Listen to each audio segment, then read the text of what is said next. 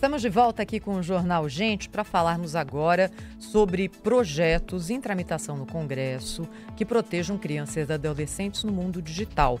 Nós já trouxemos esse assunto aqui hoje, é algo que está sendo muito debatido agora no país, a partir da denúncia que foi feita por um influenciador, dizendo mais ou menos o seguinte: existem pessoas usando adolescentes, e às vezes até menos que adolescentes, crianças de 10, 11, 12 anos, em produção de conteúdo digital, monetizado, conteúdo erotizado e muitas vezes com a permissão, com a anuência e até com a remuneração dos pais dessas crianças e adolescentes. E agora o presidente da Câmara, Hugo Motta, aliás, numa crise de popularidade, resolve colocar esse assunto tão importante em pauta. O repórter Rodrigo Vilela, direto da Rádio Bandeirantes de Brasília, vai dizer para a gente o que está em debate, quais são esses projetos e se há, de fato, a possibilidade de que isso entre em votação, né, Rodrigo? Bom dia.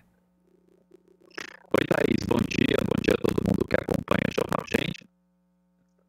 Opa, vamos refazer aqui a conexão com o Rodrigo Vilela, que está fritando um pouquinho. A questão é que esse assunto já é discutido há muito tempo no Congresso Nacional. E agora, Pedro, depois daquela invasão da mesa diretora da Câmara, o presidente Hugo Motta, até precisando de uma bandeira, de alguma coisa que traga, de novo, o holofote sobre ele, resolveu colocar esse assunto em debate. Que bom, que bom. É algo que, de fato, interessa à sociedade. Rodrigo Vilela, quais são os projetos, Rodrigo? Agora sim, Thaís. Thaís, há uma promessa de pautar com alguns projetos que avancem, né, na legislação para proteger crianças após essa denúncia que foi feita pelo influencer Felca. O presidente da Câmara, o deputado Hugo Motta, falou que deve avançar com esse assunto esta semana, mas até agora ainda não há uma definição sobre a pauta. Há diversos projetos que tramitam no Congresso Nacional que tratam sobre essa questão, Thaís. Há cerca de 40 projetos de lei tramitando no Senado e na Câmara que abordam justamente esse tema. Claro que, como é um assunto que está em alta, isso chama a atenção dos parlamentares que, apenas de ontem para hoje, cerca de 10 projetos já foram protocolados sobre essa mesma temática. Há projeto de 2022 que já está na Câmara, já tramitou no Senado, está em uma comissão da Câmara e não avança. Houve até alguma movimentação em abril, mais no início do ano, como quando uma garota acabou perdendo a vida fazendo o desafio, desses desafios de internet, a gente sabe como isso acontece, e quando há casos desse tipo que chama a atenção da imprensa, que há essa mobilização social, o Congresso acaba se mexendo para tentar, né, atender esse anseio ali da sociedade, mas esse projeto está parado em uma das comissões da Câmara dos Deputados. A promessa do Hugo Motta é andar com esse projeto, com esses projetos, que disse o presidente da Câmara que que esse é um assunto agora que toca o coração e pretende andar com esse assunto. Porém, para ver essa definição, depende tudo, Thaís, da reunião de líderes que vai acontecer logo mais, ainda na manhã de hoje, para ter essa definição de pauta entre o presidente da Câmara, Hugo Motta, e os líderes partidários, que é nesse momento ali que há essa definição da pauta do que vai ser votado no plenário da Câmara. Por enquanto, a expectativa, né, apesar de ser um tema de urgência, não é a gente não consegue enxergar o que vai ser de fato pautado, né? Há um problema ali de tramitação dos projetos na Câmara dos Deputados, essa falta de consenso ali entre líderes e o presidente da Câmara, Hugo Motta, né? Mas a ideia é levar esse projeto hoje para a reunião de líderes para conseguir definir o que vai ser votado. Por enquanto, Thaís, eu chequei agora há pouco, né, minutos antes de entrar aqui com vocês, para dar uma olhada no que está pautado na Câmara dos Deputados. Olha, a gente tem cerca de 20 sessões convocadas até o fim desse mês na Câmara dos Deputados e absolutamente todas, Thaís, que foram lançadas até agora ali no plenário, são apenas sessões de homenagem. Nenhuma é diferente disso, todas de homenagem. Ainda não há nada definido ali para votação, essa definição que deve ocorrer hoje. No Senado, a situação é um pouco mais diferente, está um pouco mais avançada. A senadora Damares Alves, por exemplo, já fez uma coleta de assinaturas para a instalação de uma CPI. Já são mais de 50 assinaturas, né, quando necessário para instalar uma CPI, são 27. Então, no Senado deve haver esse avanço com a instalação da CPI. Participam ali desse pedido de CPI parlamentares da base do governo e também parlamentares da oposição. Na Câmara, a expectativa é da presença, da participação do influencer Felca, né, o deputado federal Alberto Neto, do PL do Amazonas, deve apresentar um convite para que o influencer participe de uma sessão da Comissão de Segurança Pública nos próximos dias. Volto com vocês.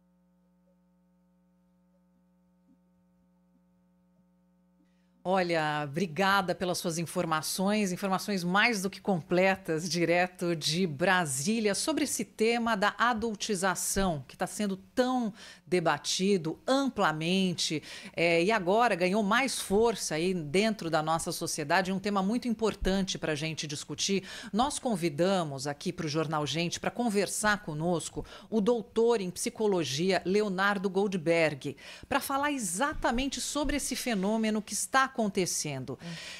Leonardo, muito bem-vindo ao nosso programa. Obrigada por aceitar o nosso convite de estar ao vivo aqui conosco.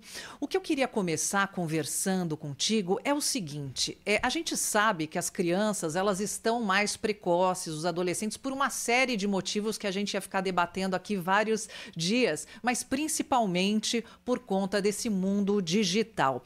Eu queria que você traçasse um paralelo entre a chamada adultização e o amadurecimento saudável de uma criança, de um jovem. Bom dia, Sônia. É um prazer estar com vocês nessa manhã para discutir esse assunto tão premente. Bom, quando a gente pensa assim na entrada na sexualidade, né, a entrada na sexualidade ela traz sempre alguma dimensão relativamente traumática. A questão com as redes sociais ou com a estrutura das redes sociais é que, de certa forma, há uma espécie de dispositivo, né, que produz um empuxo para cada vez mais, de certa forma, se monetizar o próprio corpo ou se monetizar estratos específicos, né, de um tipo de circulação da erótica que causa efeitos muito deletérios e eu diria assim com um potencial traumático devastador, né, cada vez mais em que as crianças são expostas, o lugar social da criança ele vai desaparecendo a partir do momento em que não há nenhum crivo, né, para o uso das redes sociais. E então, portanto, quando a gente pensa assim num certo paralelo, o que eu posso dizer de saída é que a própria estrutura ela produz um empuxo a esse tipo de manifestação.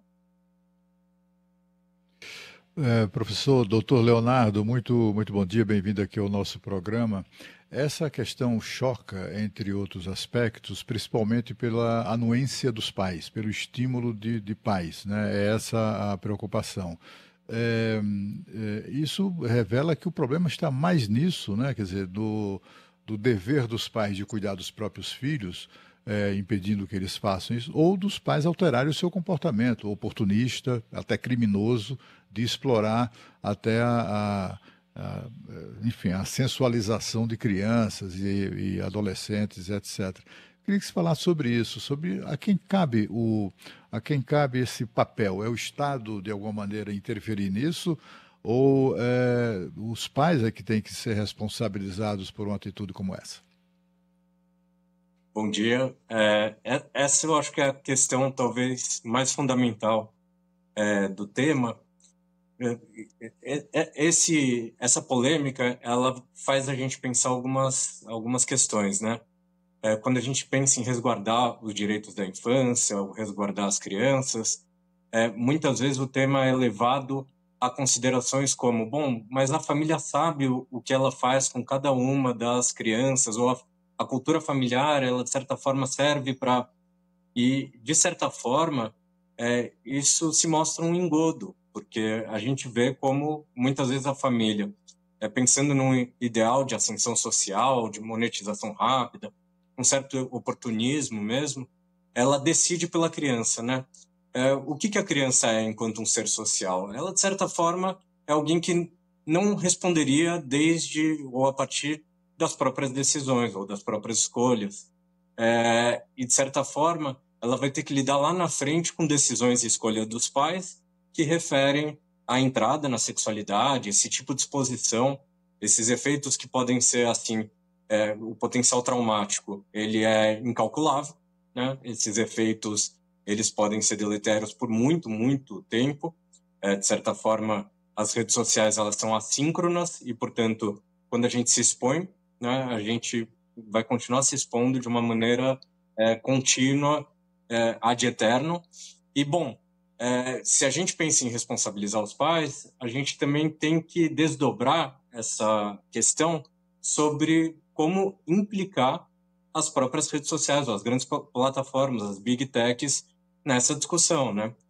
Como é que há um certo colapso entre o público e o privado, onde o lugar social da criança ele não é minimamente resguardado, e onde os pais conseguem, e inclusive pelo que eu averiguei, os pais chegavam a fazer contratos, né, com esse influenciador que tinha a plataformização da exposição das crianças. Bom, eu acho que isso é uma questão assim que é fundamental a gente colocar na coisa pública, sem recair para um certo pânico moral, e, pelo contrário, que a gente possa discutir como o Estado ou como modos de regulação resguardem ou protejam, pelo menos, esse abuso da imagem dessas crianças. Doutor Leonardo, a gente está falando aqui de uma questão que está em pauta e é uma questão bem determinada, que é o uso da imagem sexualizada de adolescentes com a autorização dos pais e muitas vezes com os pais recebendo vantagem financeira disso. Há um caso, por exemplo, de um influenciador que produzia esse tipo de vídeos e que conseguia que os pais emancipassem os seus filhos para que ele não tivesse nenhum tipo de problema com a justiça e, em troca, dava aos pais confortos financeiros. Então, esse é um caso ali que ligado à esfera criminal. Mas é claro que quando a gente começa a discutir isso, a gente também se pergunta sobre o quanto nós, pais, que não estamos nem de longe ligados a um esquema como esse, também expomos indevidamente a imagem dos nossos filhos nas redes sociais. Às vezes de forma inocente, parabéns, Pedrinho fazendo 5 anos, que lindo, colocando cenas familiares, fotos de crianças e adolescentes, compartilhando com os amigos nesse mundo aberto que é a internet. Eu queria que o senhor falasse agora para os pais, eu acho que a maioria deles, que já fez isso pelo menos uma vez na vida e que agora, se deparando com essa notícia, se pergunta, puxa vida, será que eu coloquei o meu filho em algum tipo de risco? O que o senhor acha?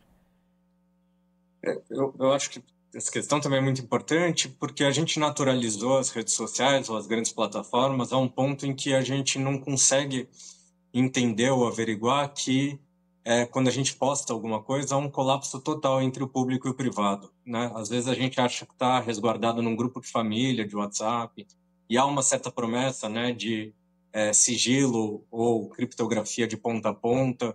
Bom, mas cada vez mais a gente vê que esses sistemas não são invioláveis e que quando a gente produz alguma coisa para as redes, a gente tem que levar em consideração que essa produção, ela sempre inclui um risco de isso se abrir para o grande público. Quer dizer, a gente quer mesmo expor a nossa intimidade sem averiguar quem é que mais ou menos está lá do outro lado? Bom, eu acho que a gente tem que sempre levar em consideração, quando a gente posta alguma coisa, de saída isso. E eu nem digo assim no Instagram, nas grandes redes sociais, mas até em plataformas como grupos familiares, grupos de WhatsApp, grupos de Telegram.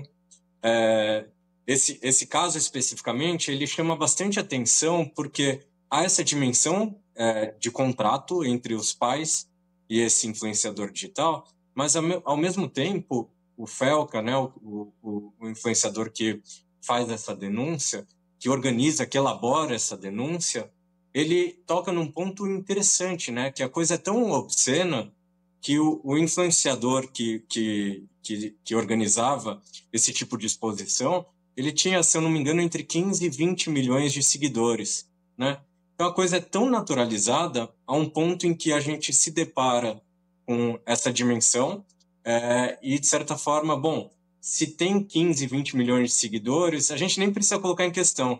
Quer dizer, isso já é não só normalizado, mas até normatizado. Já deve ser mais ou menos uma norma da internet. Na verdade, foi bastante importante o modo como esse Felca ele intervém, porque ele coloca uma dimensão que já estaria normalizada em questão. Né? Eu acho que cada vez mais a gente, assim, pensar os formadores de opinião, eles têm que mesmo admitir uma dimensão crítica em relação àquilo que é relativamente normalizado na internet, assim.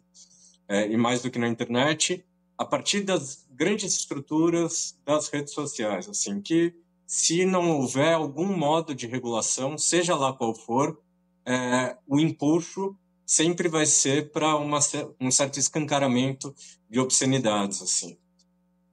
Nós estamos conversando aqui com o Leonardo Goldberg, que é psicanalista e doutor em psicologia. A minha pergunta para o senhor é a seguinte: antes da pergunta, só uma contribuição de um ouvinte que mora na Alemanha, André da Mata, que me mandou o seguinte recado: Pedro, aqui na Alemanha chega a ser uma neura. Não se tira foto de crianças em locais públicos, nem em festa, muito menos na escolinha. Se eu quiser tirar uma foto do meu filho com um amigo na escola, eu preciso pedir permissão para o pai das outras crianças antes de publicar. Tem leis duras de proteção à imagem, mesmo adulto, muito mais em relação às crianças, só para contribuir aqui para o debate sobre o que a Thaís perguntou. Mas a minha pergunta para o senhor é: e quem consome esse tipo de conteúdo? Pode ser comparado aí ao receptador que vai, por exemplo, comprar um produto roubado e falar: mas eu não roubei, eu estou só comprando aqui o produto que foi roubado. Mas se ele não compra ali, não tem a oportunidade, né, para o bandido vender e ele não vai roubar. Então é uma sequência que me parece lógica. Nesse caso, quem está consumindo, eu não estou fazendo nada de errado, estou só assistindo aqui, clicando. É possível também ter algum tipo de responsabilidade? O que nós podemos trazer para quem consome esse tipo de conteúdo na internet? Essa questão é importante, assim, porque me parece que é isso, né? Há o polo que, de certa forma, consome de uma maneira, assim, voyeurista, quase tudo na internet. A gente vai encontrar nicho para quase tudo, né?